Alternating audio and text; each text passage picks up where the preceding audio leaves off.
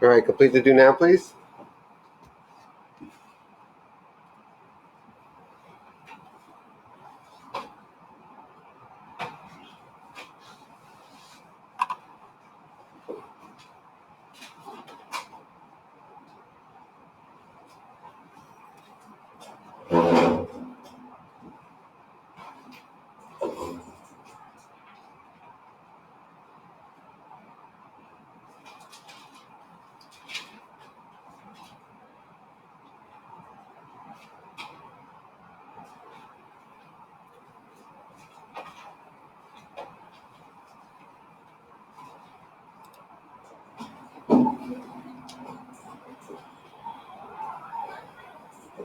This is where teachers think they're walking all that classes around.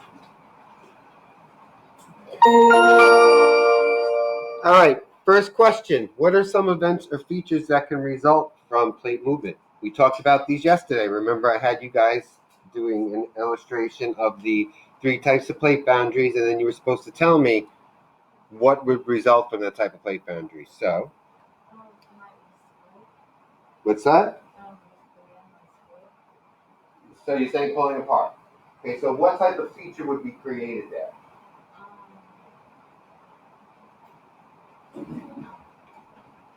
Something ocean. Okay, volcanoes would occur when you have the collision between a oceanic crust and a continental crust. All right, so that's when a volcano would form. If you have the collision of 2 continental crusts, what is formed? Mountains. Good. Now, what you were just talking about now, 2 plates pulling apart, depending on where it occurs. So if it occurs on the ocean floor, you have 2 oceanic crusts pulling apart. It creates a mid-ocean ridge. All right. And remember, with the mid-ocean ridge is the underwater mountain range. Now, if it occurs on land, you have 2 continental plates pulling apart. That leads to the formation of a rift valley. Now, what about the plate boundary where we have side-by-side motion? Side-by-side motion. What if not event feature, but what event occurs as the result of that plate movement?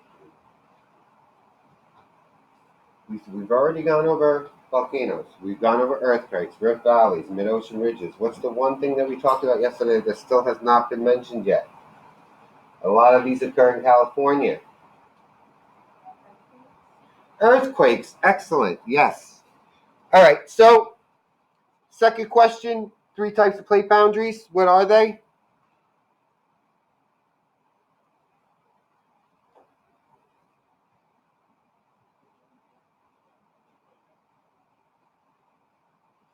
Not one person?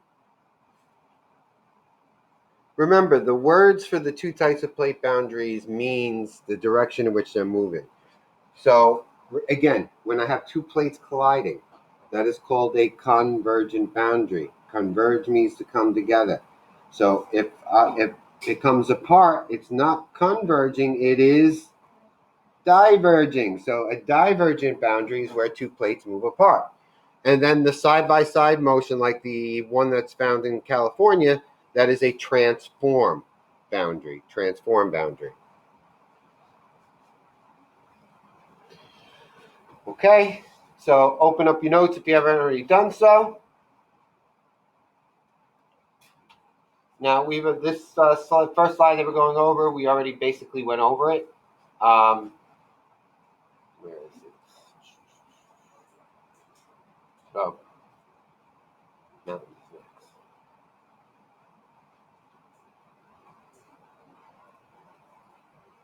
Okay, so tilted layers, pressure from moving plates cause the layers to slide up over one another.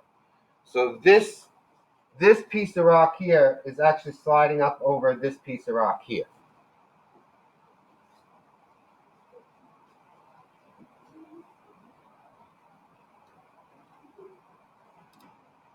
All right, so the next thing, mountains. Again, we know that mountains are formed as a result of the collision between two continental plates. And what happens is the two plates collide and then they push up. All right. The Himalayan mountains were formed when there was a collision between India and Eurasia.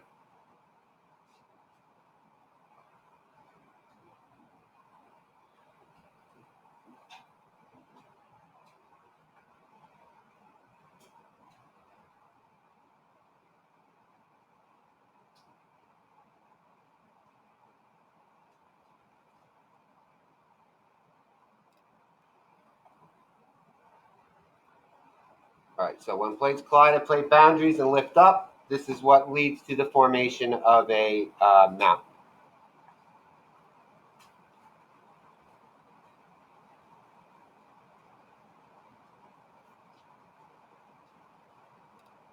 There's something else I want to point out in this picture. So again, remember one of the pieces of evidence of the continental drift is they found fossils of marine organisms, seashells at the top of the Himalayan mountains, right?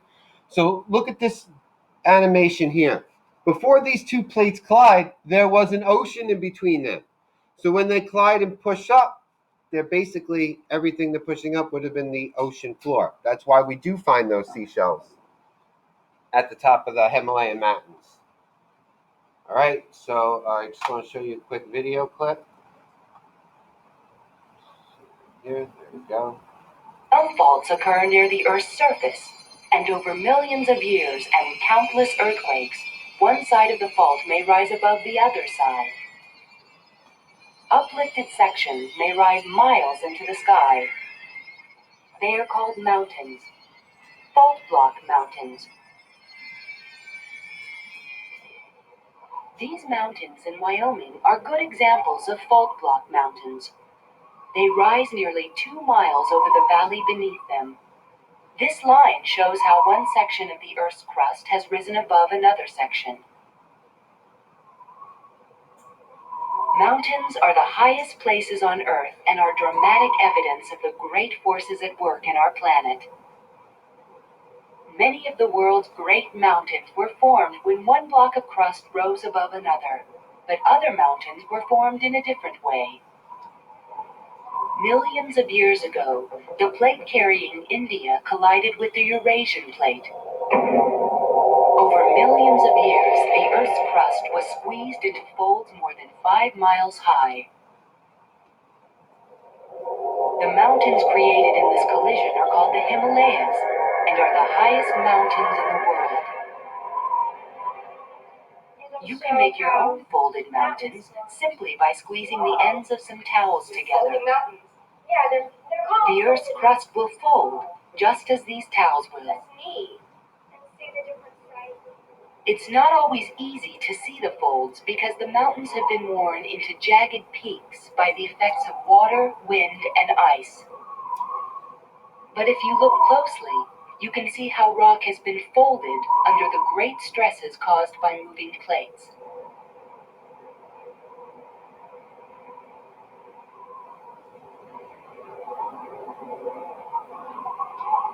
This outline gives you an idea of what these mountains may have looked like when they were much younger.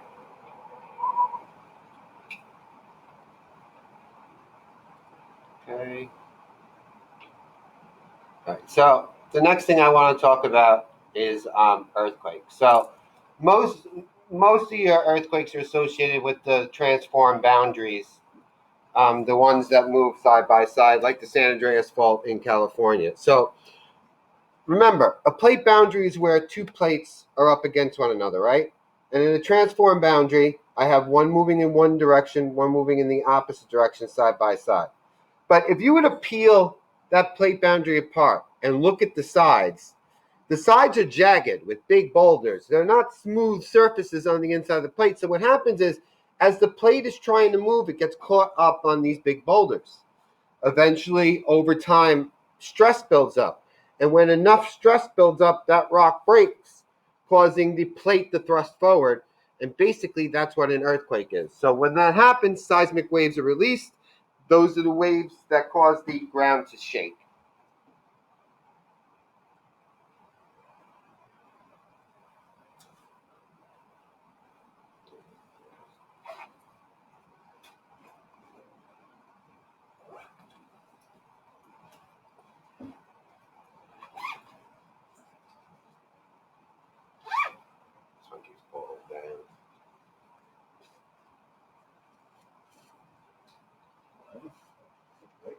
Every time I talk, it falls. No, it didn't Oh. break. It just keeps falling off my.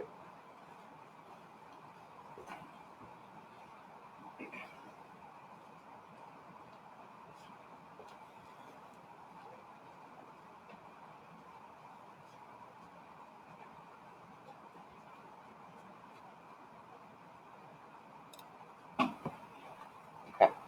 So here, just some pictures showing you this train track was straight before the earthquake hit, and you can see how it bent it out of position. This was in California.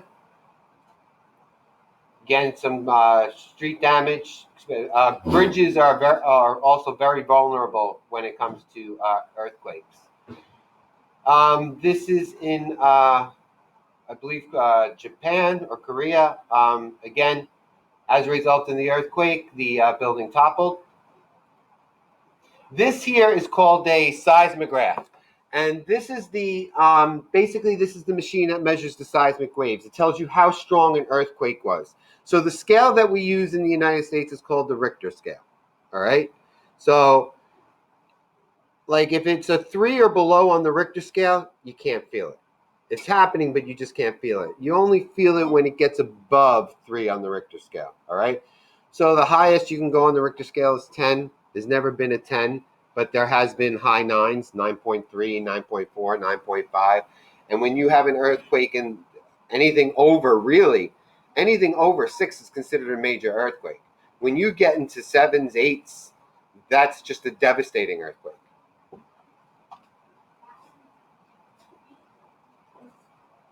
All right, so earthquake safety. Now, to reduce earthquake damage, new buildings are made stronger but more flexible. So basically, what they do is they build they're called base isolated buildings. They build them on top of shock absorbers. And basically what happens is when the ground shakes, it allows the building to sway with it.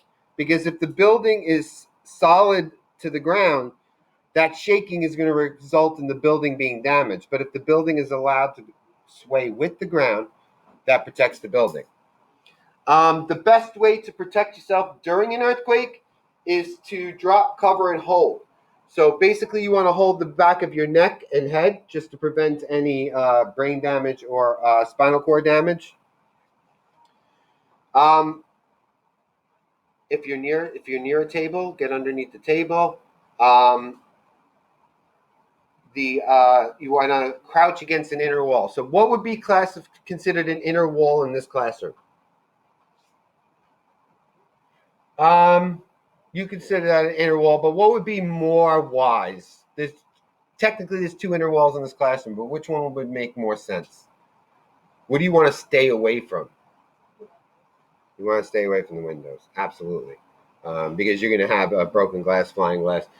So you'd want to stay, and that's a concrete wall. This is sheetrock.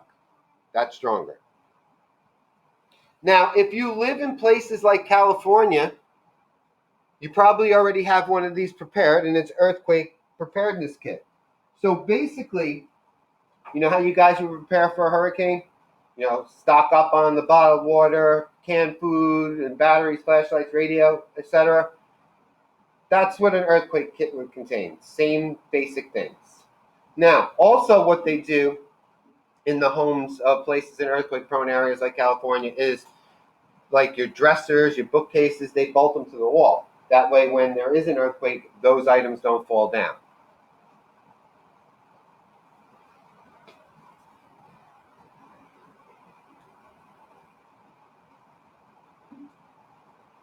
Okay, so let's move on.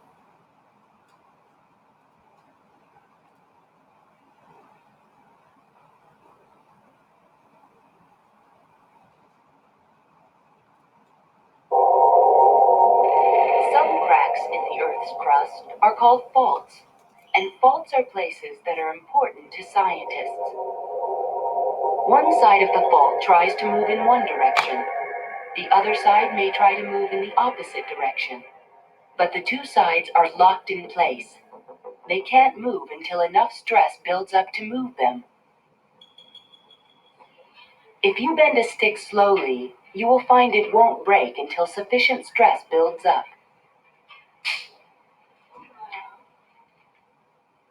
That's what happens deep underground. The fault will remain locked until enough stress builds up, and then it will suddenly release. As one side of the fault slides past the other with a tremendous burst of energy. The energy that is released is in the form of seismic waves which radiate or move outward. If you've ever thrown a stone into a pond, you've seen waves move outward in all directions. The waves in this pond are similar to the waves caused by movement along a fault. If the disturbance is big enough, the waves will eventually reach the surface, where they can cause considerable surface movement, which is referred to as an earthquake.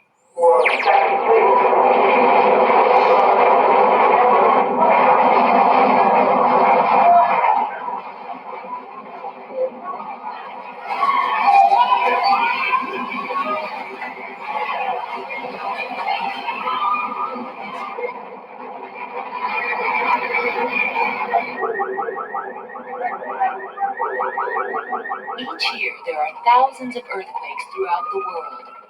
While most are small, some are large, like this one, which struck in California.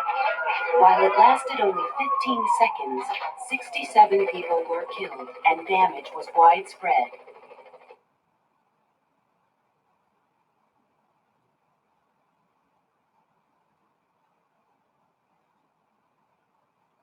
So we'll stop there for today. What I want you to do now is I want you to go to Google Classroom, and there is I already had 2 people respond already. There is an exit ticket, earthquakes exit ticket. Please complete those 3 questions. Make sure you answer them completely.